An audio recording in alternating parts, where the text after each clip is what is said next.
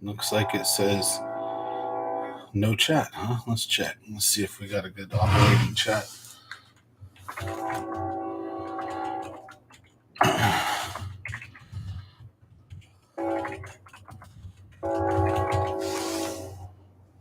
Start with this. Oh, yep, it's working. All right.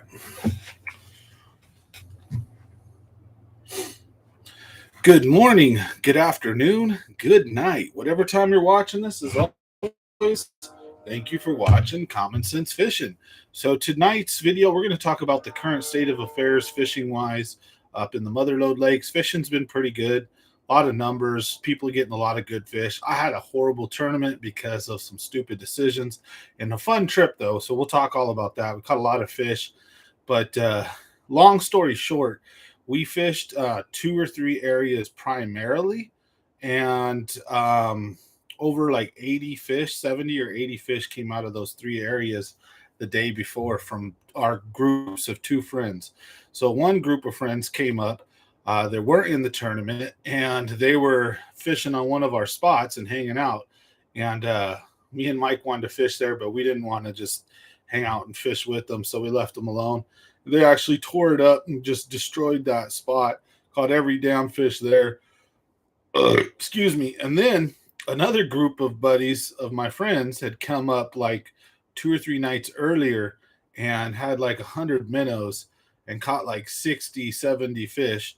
And every night for 2 or 3 nights straight, kept all of them basically that were, their limit. They did what was legal, nothing wrong. They're legally allowed to do that, so no problems. And but the problem was is we fished the spots that those guys pounded because they were so full of fish. Well, unfortunately, they fished them so good that wasn't much left for us. I mean, we caught fish, but there were the stragglers, like dinks, like literally just we couldn't find anything over a pound and a half. And we didn't run and check any fresh water. That was our main problem. So we'll go into detail on that. We'll talk about some mistakes I made. We threw some bigger baits. We threw a bunch of different stuff. I think we just made our decisions based on how well everyone else is fishing the last 3 days in these areas. But you got to think they were also eating their fish, and then my other buddies, they weren't eating theirs, but they literally whacked them in the spot we were going to fish the day before the tournament, and so did our other buddies, but they ate their fish. So I got to return a message real quick, folks. Hold on. Sorry about that.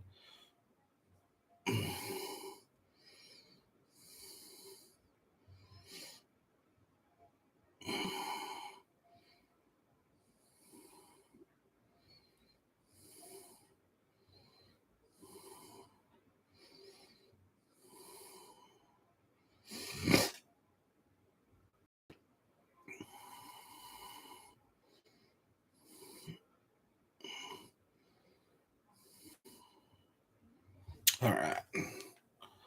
Smash that subscribe and like if you guys and gals get a chance. Crazy. We don't have anybody on tonight. Wow. Yeah. Well, we're going to just keep talking. We'll do our thing.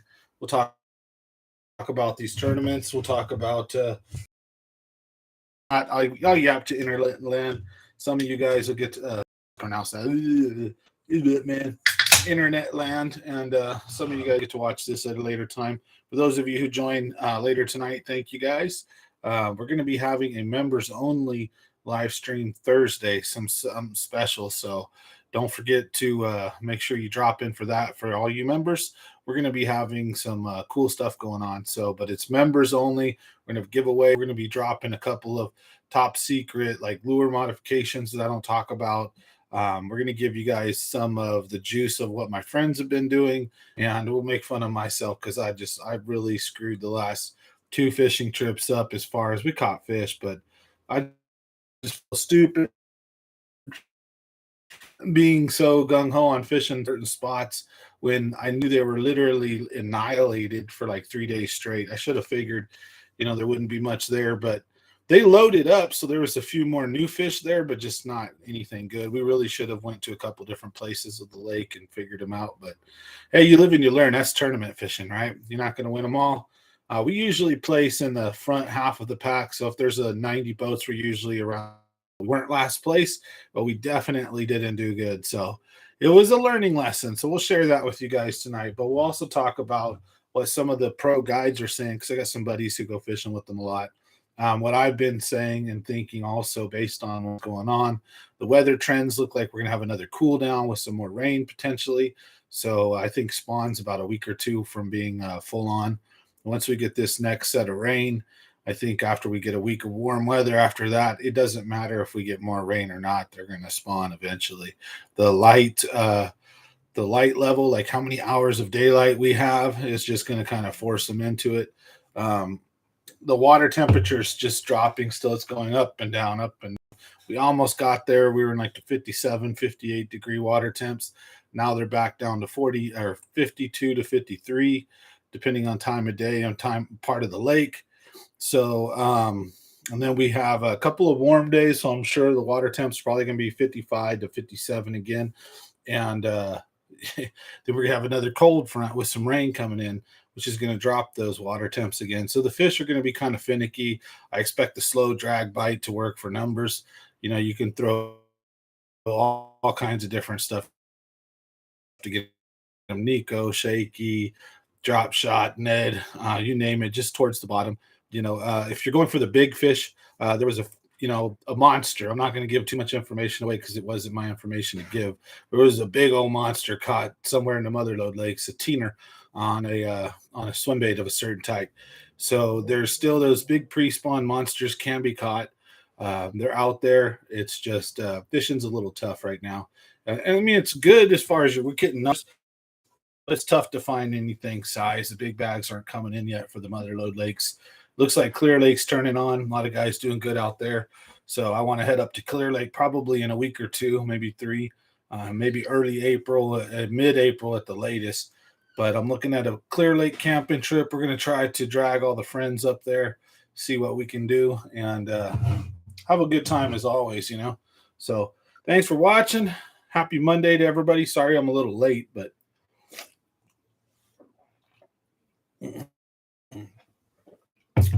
stuck doing dinner for the not stuck. I enjoy it. We cooked some ribs, some broccoli and cheddar rice, stuff like that. So I just had to serve everybody up. I think it was about 5 minutes or so late getting here. So, but anyways, fish a bit of a grind with this back and forth, and then we got rainwater sometimes coming in, snow melt coming in, affecting the temperatures and where these fish are at. It's just been a steady grind, but there's some monsters getting caught. Like I said, there's a teener caught just the other day here at the lakes. And now when I say teener, I mean upper teener, big area of the lake to do my little worm shaking and catching those little 1 and 2 pounders, right? Well, probably using live scope and just targeting the monsters to know what it's kind of hard sometimes when you're using like a down you can actually fish finder and with even better ones see if you're not moving too fast and or the pictures from the smaller ones. What's interesting right now too though is at McClure, especially in Cotton and a couple of the arms of the lake, there's a ton of carp. So Cotton has a ton of carp, so I'm assuming that's probably where the largies are going to be.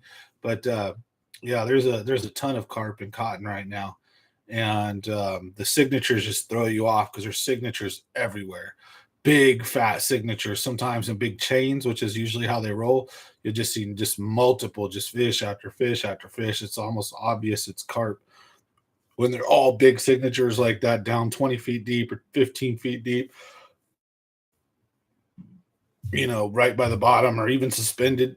In the morning, you'll see them up at the shoreline, you know, splashing and swimming around doing their thing.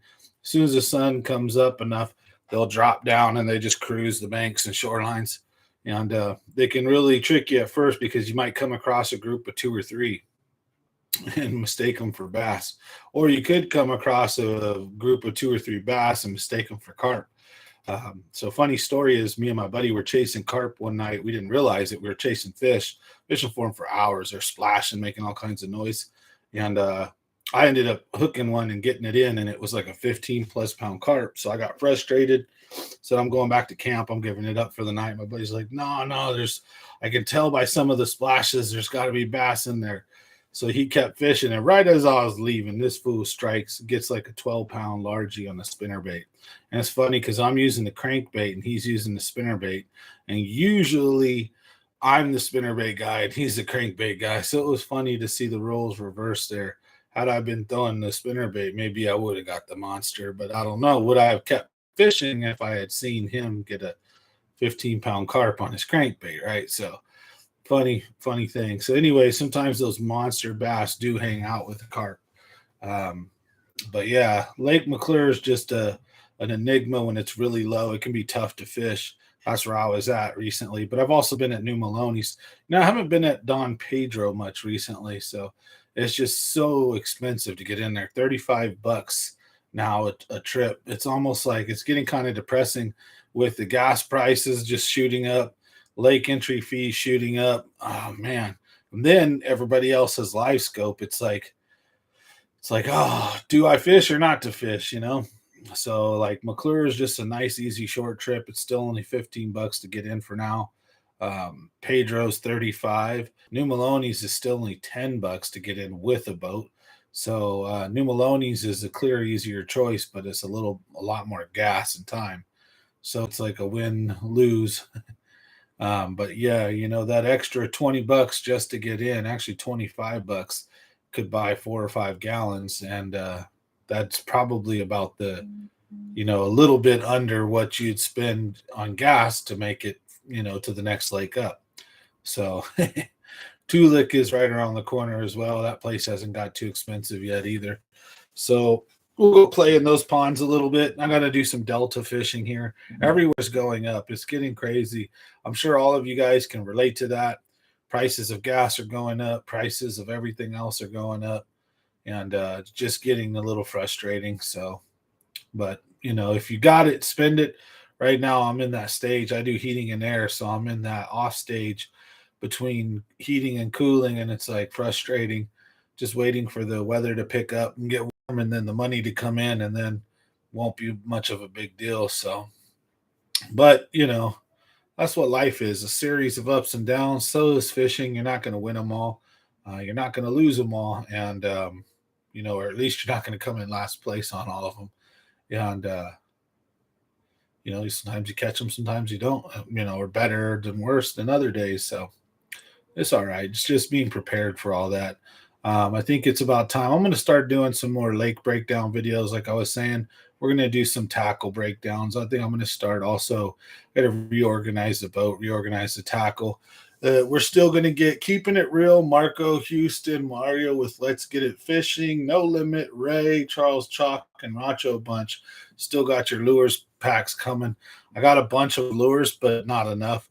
I went and bought a couple $100, but I need to get some other lures to put in there. So since you guys have been waiting so long, we're going to send like 2 or 3 nice lures in each pack for you guys.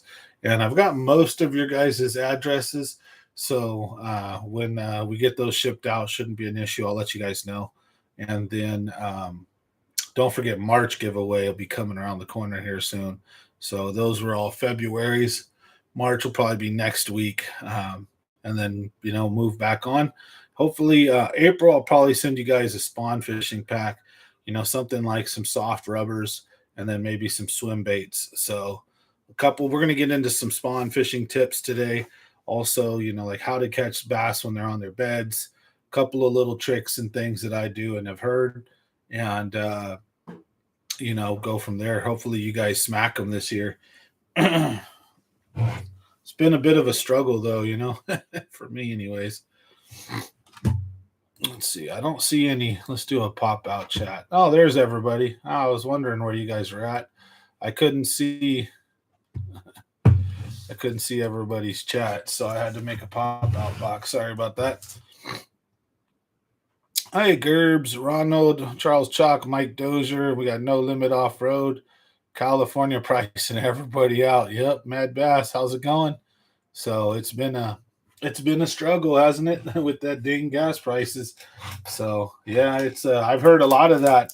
One of my partners actually might not fish the BBT Maloney's event this weekend due to gas prices and just the rising costs of everything. It's like $500 to fish a tournament now. Basically, what we're looking at from the two of our entry fees all in, plus gas in the boat, gas in the truck, and any other random incidentals or fishing stuff. I got half of mine to take my son and fish it, but I got to really make sure it's something I can afford to do right now. So we'll see. But I really was looking forward to fishing the BBT this weekend at Maloney's. I haven't done any pre-fishing there in a while, though. It's been a couple weeks. Last time I was there was like 2 weeks ago, I think. So, oh man, landlord just upped your rent $450. That's nuts. Yeah, man. It's like you look what a home, like a mortgage, if you bought homes. So I bought my home in 2012, but let's say you got it between 2008 and 2015. You got a decent price for your home, probably, as far as you didn't have to pay too much. That was that downward trend. And even after like 2000 until about 2016, and your average home price, let's just say, was at 100 and something thousand, 200,000 plus. And if you bought it, your mortgage was, maybe $700 to maybe 14 or 1200. And so now, though, when homes are 400,000 and people are buying them, the mortgage payment's nearly $2,000 a month or more. And people like who are paying 1,000 or 1,200 rent, they're seeing 16, 17, 1,800 rent now. It's crazy. It's like, man, life's nuts right now, but that's why it's important to go fishing, right? Sometimes, or just stuff like this, relax, de-stress, get it out. I like these live streams too, a cool community where we all chat. I like the chat box there, where how everybody can talk, you know, hey Charles, but yeah, that's crazy. 1850. Man, that's crazy. I wouldn't, yeah, 450. So you were paying 1,400.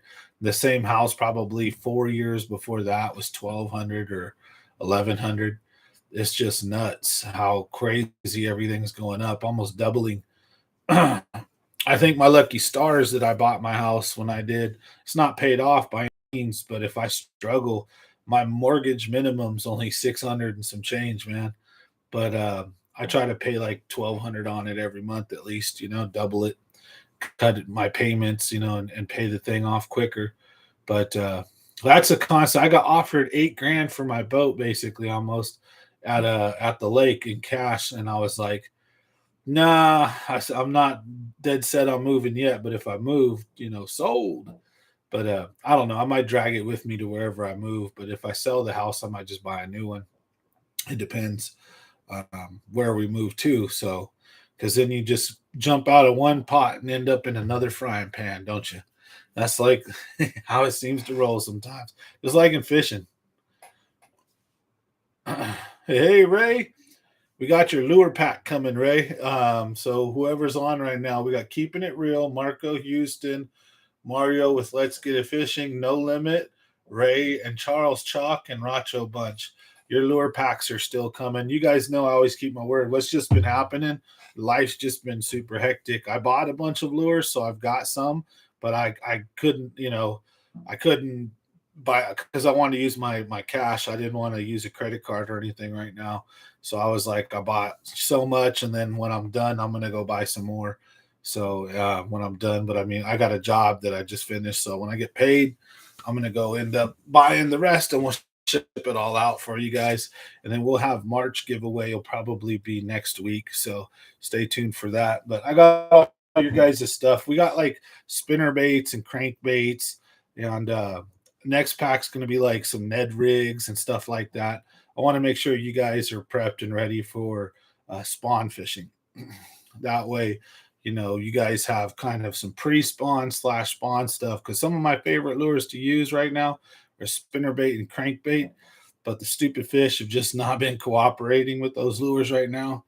And no matter how slow I roll them, you can get a few crankbait fish starting to turn on. I got crushed on a spinnerbait and missed it, but it's just been one of those slow bottom bounce dragon type of years this last 6 months. As soon as the fall went to winter, it's just been a steady, slow grind. The fishing has been pretty good, but finding big fish for me has been tough. I haven't been throwing big baits. That's my fault. But I'm out there trying to catch numbers and have fun, and also looking for size. But usually, your chances of catching a big fish are going to amplify when you're throwing a bigger bait versus if you're dangling a worm. You can catch monsters on a worm. It still happens, but your likelihood's going to be a lot higher if you're power fishing. You're going to get a lot less bites and struggle a little bit more and go through a lot more, skunk days or 2 or 3 fish days. But when that 10 plus hits, it's going to be worth it. So I'm looking forward to trying to do some of that this year. Tournament fishing's got me so focused on trying to get my 5 alive and then upgrade. So I've been thinking about that a lot. I've been doing a lot of power fishing, but it just hasn't been panning out yet. I haven't been getting any good top water hits yet, or spinnerbait bites or crankbait bites or anything. I've been kind of sleeping on the jerkbait this year, the last end of it, or this first half of it. I tried a few, but that's usually one of my favorite wintertime and pre-spawn lures as well. Let's get a nice jerkbait out there and give it some pauses, and those pre-spawn moms will usually come too.